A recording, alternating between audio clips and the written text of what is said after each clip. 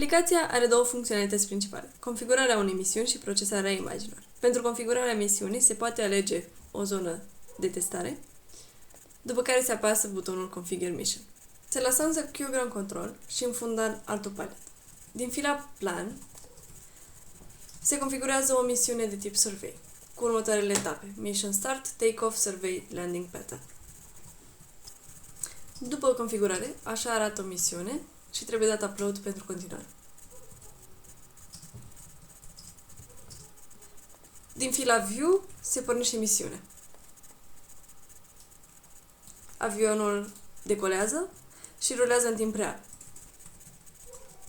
După 9 minute jumătate, așa arată misiunea completă. Etapa de procesare a imaginii începe prin selectarea unui director de imagini, prin Upload Mission Photos.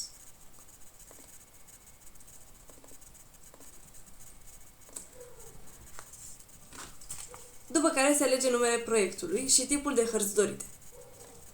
Și se apasă Process Mission Photos. Procesarea a pornit. Se poate apăsa Cancel pentru oprirea rulării.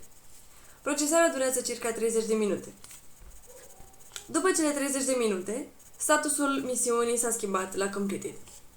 Se apasă butonul de download pentru descărcarea imaginilor.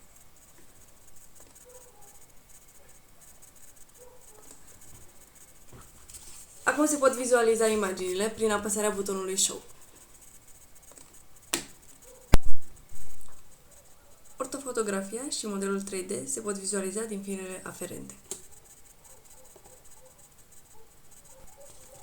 În fila Old Missions sunt afișate câteva dintre misiunile trecute, printre care și Brighton Beach, pentru care a fost generate o ortofotografie și un Digital Surface Model. Dând click pe Show Images, sunt afișate cele două imagini. Acestea sunt, pe scurt, principalele funcționalități ale aplicației.